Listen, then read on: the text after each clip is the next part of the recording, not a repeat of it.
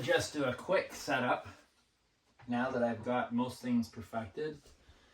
But I will mention, I mentioned it on some other post, I've got everything working really good. I'm really happy. I'm happy with my metal plate under here. I'm so happy with that. Little refinements. I also have, let's just make sure everything can come up. Oh, sorry, fully unflip. Those clasps, the new clasps I put on, I am so happy with what I did.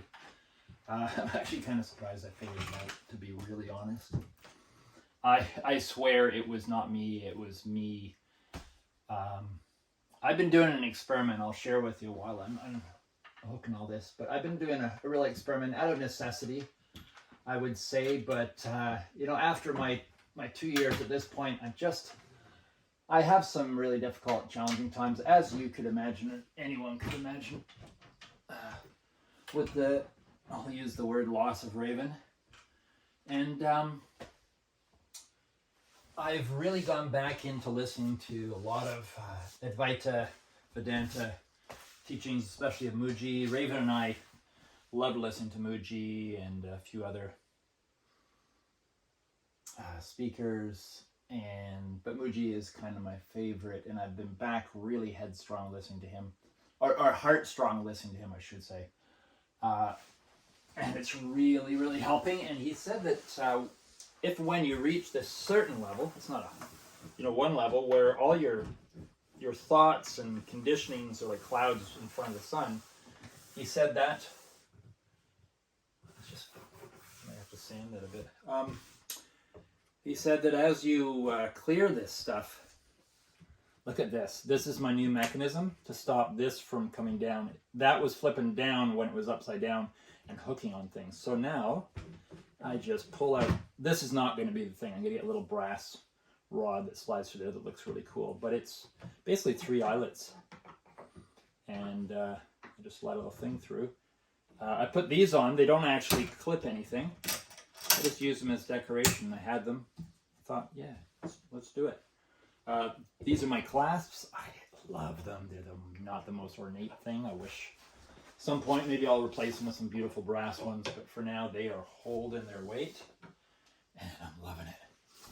And I just thought I would share with you. I didn't put the legs and stuff on yet. I'm still waiting just to be sure that all the glues have dried before I jump the gun. I had to go into the barn, into the shed, and look through crap. It's like an old attic or something. And this is an example of what I come across, and it slows me down because I go into memories. And how could you not? Damon loves Raven, little heart, live, laugh, and love. Nothing in it at the moment, but it's a good memory. I remember lots of things in there at one time. And what was the other thing I found? Right next to it, Raven's purse. My God, I can't believe I actually found this. I don't know if it's completely intact, but I thought it had just been forever lost. And just turn this around so I can see, to make sure you can see. So I don't. There's a bunch of little earbuds and little jewelry necklacey things for energy. That's the chain, I guess, attached to the necklace, yeah. And then in the other zipper, look at this.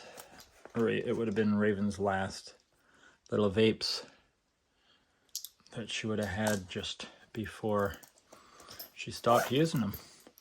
And then in here, just little nail clippers and little things to keep in good, clean form. Oh, and then, yeah, I found her ID. Thank you. No one's been using it. And Damon and Raven, it's a little memory stick. Oh boy. See, this is what I mean. I have no idea if, like Raven never left me a note, like some of those romantic kind of ideas that people leave notes. Secretly, I kind of missed something, but, I'm a over-romantic, I guess. But who knows? Maybe that little stick has something in it for me to see. I don't know. Or hear. Something just slipped off the chair. It's a tape measure, yeah. So I went in there to get car tires, summer car tires. I'm a little behind. My mechanic was surprised how good shape my winter tires are, considering. So I'm working on these little guys in between things. So I go do a whole bunch of work until I just can't stand it anymore. And then I come in here and I sit and I put in a few nails. Because it makes me feel good. I don't know why. I don't know what this is. Like, I listen to Muji and he's talking about allowing yourself into this presence, this deep ocean that we're all supposedly a part of. And he says that, you don't go into creativity. This is not something you create. It exists non-existingly, if that makes sense. It's a presence. It's not a doing. It's a being. And my mind cannot wrap itself around it, and that's the whole idea. Is slowly, your mind just can't figure it out, and your heart catches on, and things start to shift slowly. And I'm also been cautioned that as anyone does this kind of work, the mind starts to try and stop it from happening. So it'll sabotage it with all kinds of emotions and things to throw you off. It's it's just super mundane, easy to explain. I don't know why it just seems so simple now. It seemed like such a mystical, far-fetched thing once when I way back was pursuing it, and now it just seems like practical, common sense. Like, what the hell? Why doesn't everyone do this kind of thing? I don't know. Well, I haven't done it to this point, and I only have been doing it because of Raven passing away, really. And maybe that's the gift that I kind of theorize there might be a silver lining and not a curse. And I went there, I had a few moments where I entertained the idea of how can all these things happen, these challenges. But who's to say? I mean, a tattoo hurts at times. Doesn't mean it's bad. I think we're needing to learn what good discomfort is and bad discomfort, and there are differences. And our heart can tell us certain things, our mind can tell us others. Everything's suited for different things, and I think we just have everything all jumbled up. And it's just time to go through the attic and the basement and fix the leaks and get on with things, really. Learn how to appreciate things more. That's what I'm really working at. It's been a struggle, and I'm not afraid of the struggle, but I also don't want to invite it either. So back to this. At the moment, I don't have... if I had a marker that I can erase, which is what I'll get when I'm in town, I want to just do some nice little swirls there and do a mirror image here, do something here as well, and probably on the sides. At least with this piece anyways, and a few others, I'm going all out. And this will be a hint of my future rocking chair business, rock on or off your rocker or something like that. My vision, and it's been since I did my chair project 20 years ago for the Textile Museum of Canada, I just loved what I did and I enjoyed it, and I thought one day, and then I started finding rocking chairs, and I really enjoy the feeling of sitting in a good rocking chair, actually, and just thought, why have they gone so out of style? Yeah, with a bony back. You might want a little cushion on the back for sure if you're sitting for a long time, but overall they are comfortable, cozy. You can sit back, you can sit forward, you can reach for things.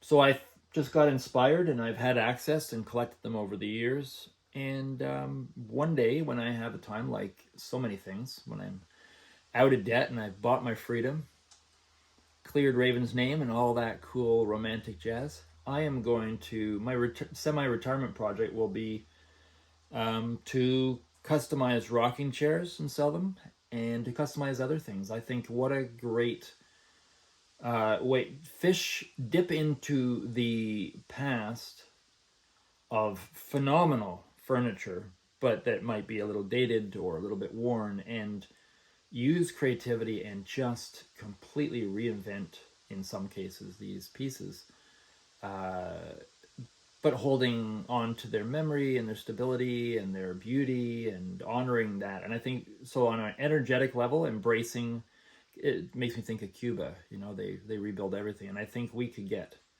back to that place. And I just think small artisanal type craft, small businesses, handmade, artistic, creative work, even if it's car customizing elements, you know, putting snorkels on cars and things that I saw in Costa Rica, like having really good, talented, well-run businesses where people are making things from scratch or from old things. Not that upcycled or recycled is new, but we can take it to new levels. That's my point here with this. And also this desk, it's not just an old desk. It's a desk given to me from a really good friend, and I wanted something to remember, or something from my friend Karen's house that I could have around and I would remember visiting and things. So I got this idea at one point, pulled the barbecue cover off of the desk that was outside all winter, perfectly protected, a few spiders intact, and started imagining what this could become. And I just think that if a whole bunch of people reimagined old things and rebuilt them and started posting them, I think it could catch on beautifully. And then those of us that want to do it as a business and refine our techniques, you know, if someone likes what we do, then we've got a business. So anyways, I think that's good enough blabbing on. One last flash of the desk, only because I have to turn it around to turn it off.